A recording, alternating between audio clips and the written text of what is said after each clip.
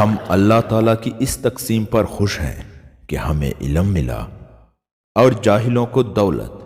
مال تو عنقریب فنا ہو جائے گا اور علم لازوال ہے۔ علم کے ساتھ کامیابی حاصل کرو، صفحہ ہستی پر ہمیشہ تمہارا نام رہے گا۔ لوگ مرتے ہیں، اہل علم نہیں مرتے۔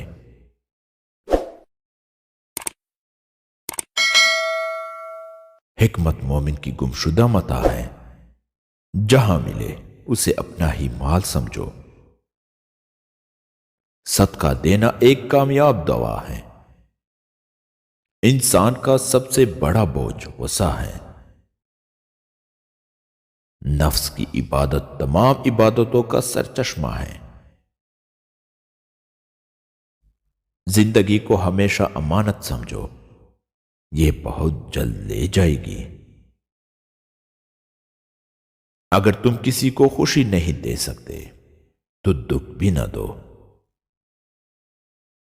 دوستی کے پودے کو خلوص کے پانی کی ضرورت ہوتی ہے۔ ماں باپ کی دعا لوگے تو ہمیشہ پھولوں کی طرح مہکتے رہو گے۔ جو قومیں اپنے محسنوں کو فراموش کر دیں وہ بہت جلد مٹ آتی ہیں۔ جب تک کسی شخص سے بات چیت نہ ہو جائے اسے حقیر نہ سمجھو۔ اچھے دوست کی دوستی چھت کے مانند ہے جو آپ کو دھوپ اور بارش سے بچاتی ہے۔ سزا سے پہلے ڈانٹ ڈپٹ ضروری ہے۔ احتیاط کی ابتدا مشورے سے ہوتی ہے۔ جب کسی کا دل تنگ ہو جاتا ہے تو اس کی زبان کھل جاتی ہے۔ اگر دوسروں کو کسی کام سے روکنا چاہتے ہو تو اس کی ابتدا اپنے آپ سے کر۔ چلاک اور ہوشیار شخص کو وہی سے نقصان پہنچتا ہے جہاں سے وہ بے فکر ہوتا ہے۔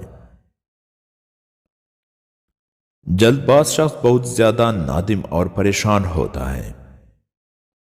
جلد بادشاہ سے کثرت کے ساتھ غلطیاں اور کوتاہیاں ہوتی ہیں۔ جلد باز شخص اس قابل نہیں کہ اسے لوگوں کا قائد اور رہبر بنایا جائے۔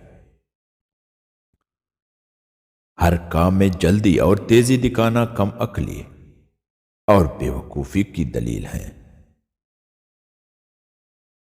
جلد بازی تیز طبیعت والا آدمی بہت سی دینی اور دنیاوی بلائیوں سے محروم ہوتا ہے۔ جلد باز شخص کو بسا اوقات جلد بازی کے سبب اپنی غلطی کی معافی مانگنی پڑتی ہے۔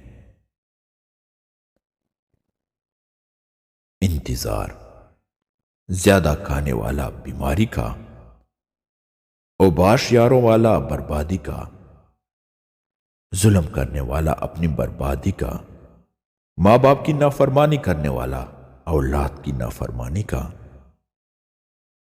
پڑوسی کو تکلیف پہنچانے والا جلد خدا کے قہر و عذاب کا، سسر اور ساس سے برا برتاؤ والا اپنی اور داماد کے برے سلوک کا انتظار کرنا چاہیے۔